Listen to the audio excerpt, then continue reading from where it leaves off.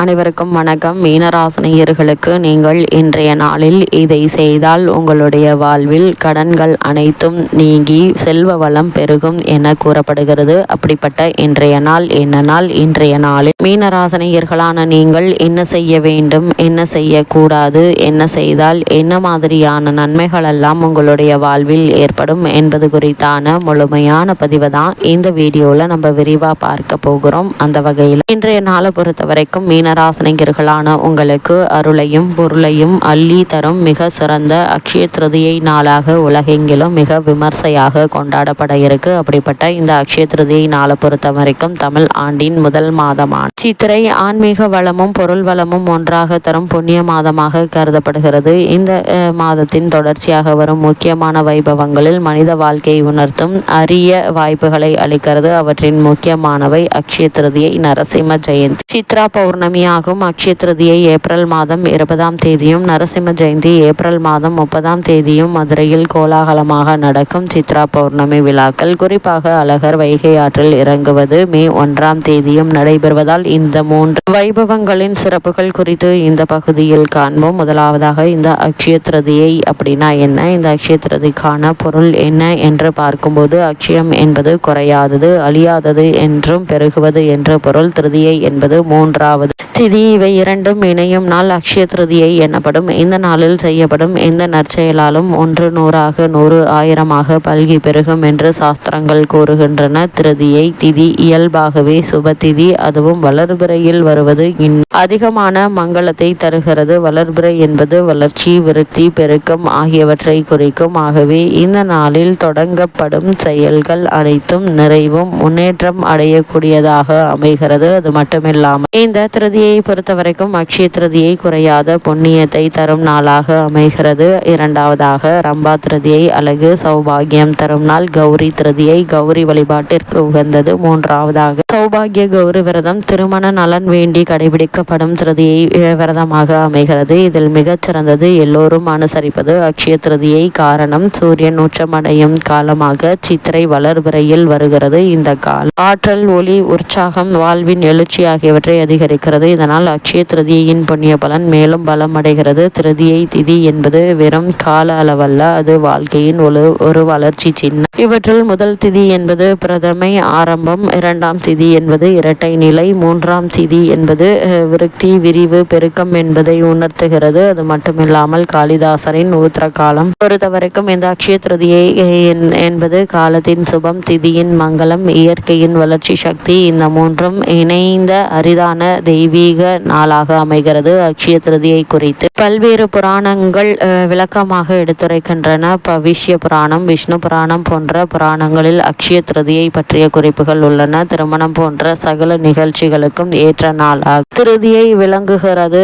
கல்வி கற்பதற்கும், தொழில் தொடங்குவதற்கும், ஹோமங்கள் போன்ற புண்ணிய காரியங்களை செய்வதற்கும், வீடு கட்ட ஆரம்பிக்கவும், கிரக பிரவேசம் செய்யவும், யாத்திரை மேற்கொள்ளவும் இந்த நாள் ஏற்றது என்று சாஸ்திரங்கள் கூறுகிறது. அது மட்டுமில்லாமல் பாண்டவர்கள் வனவாசம் செய்த காலம், காட்டில் தினமும் அவர்களை சந்திக்க முனிவர்கள், பக்தர்கள், விருந்தினர் ஆகியோர் வந்தார்கள். அதிதி தேவோபவ என்ற தர்மத்தை மறக்காத பாண்டவர்கள் யாரையும் பசியோடு அனுப்ப விரும்பவில்லை. ஆனால் உணவு காடு என்பதால் கிடைப்பது குறைவு. இதனால் பெரும் கவலை அடைந்தார்கள். சூரிய பகவானை நோக்கி தவம் செய்தனர். பிரகாசமான ஒளியாக சூரியன் தோன்றினார். தர்மபுத்திரா, உன் மனம் தூயது, பிறர் பசியை போக்க நினைக்கும் உன் எண்ணம் எனக்கு இன்னும் இன்பம் அளிக்கிறது என்று கூறி அவர் ஒரு அதிசய பாத்திரத்தை அளித்தார். அதுதான் அக்ஷய பாத்திரம். இந்த பாத்திரத்தில் உணவு எடுக்கும் வரை எத்தனை பேருக்கு வேண்டுமானாலும் உணவு குறையாமல் கிடைக்கும். ஆனால் அவள் சாப்பிட்ட பிறகு அந்த நாளுக்கான அன்னம் நிற்கும் என்று சூரியன் அருளினார். காட்டில் இருந்தாலும் அவர்கள் இல்லம் அன்னதானமயமாக மாறியது. யார் வந்தாலும்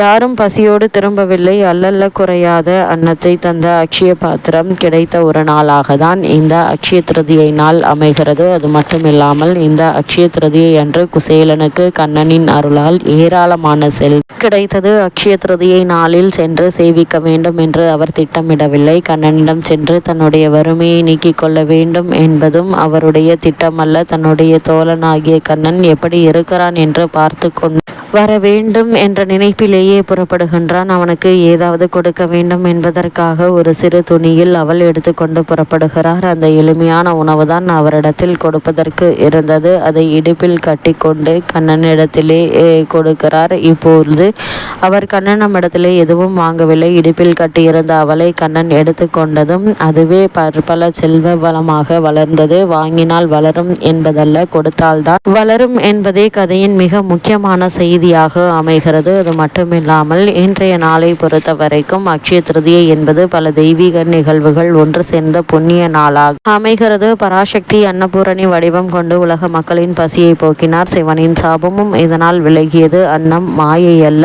வாழ்க்கையின் ஆதாரம் என்பதை உணர்த்தினார். இந்த நாள் அன்னதானத்தில் உயர்ந்த மகிமை கொண்டது. பசியை போக்குவது பரம தர்மம். பகிர்ந்தால் குறையாது, பெருகும். அன்னம் அளிப்பவன் இறைவனை ஆகிறான் என்பதை உணர்த்திய நாள் இந்த அக்ஷய திருதியை. இந்த நாளில் அன்னதானம் செய்யுங்கள். ஒரு நெல் விதையிலிருந்து 1000 மணிகள் கிடைப்பதை போல ஒவ்வொரு சோற்று பருக்கையும் தானம் செய்யும் போது அது பல்மடங்கு புண்ணியமாக வளரும், அட்சயமாய் வளரும், அதாவது குறைவில்லாமல் வளரும் என்பதால் அக்ஷய திருதியை அன்று அவசியம் அன்னதானம் செய்ய வேண்டும். சித்திரை மாதம் என்பதால் தயிர் அன்னதானம் செய்வது மிக மிக சிறப்பு வாய்ந்ததாக கருதப்படுகிறது. அது மட்டுமில்லாமல் இக்காலகட்டத்தை பொறுத்த வரைக்கும் ராமர் அவதரித்த திரேதா யுகம் இந்த நாளில் தான் தொடங்கியது. அதேபோல் பகீரதன் கங்காதேவி பூமிக்கு வந்த நாளும் இந்த அக்ஷய திருதியை நாள் தான். குபேரன் மகாலட்சுமியை வேண்டி வழிபட்டு செல்வங்களுக்கு அதிபதியாகும் வரத்தை பெற்ற நாளும் இன்றைய நாள் தான். அதேபோல் இந்த அக்ஷய திருதியை நாளில் மீனராசினியர்களான நீங்கள் என்னவெல்லாம் வாங்கலாம் என்று பார்க்கும்போது அக்ஷய திருதியை என்று சில பொருட்களை வாங்கினால் வீட்டில் அதிர்ஷ்டம் வரும். தங்கம், வெள்ளி, உப்பு மற்றும் மல்லிகை பூ வாங்கலாம். அக்ஷய திருதியை என்று கடன் வாங்கக்கூடாது, யாருக்கும் தீங்கு நினைக்க கூடாது. அக்ஷய திருதியை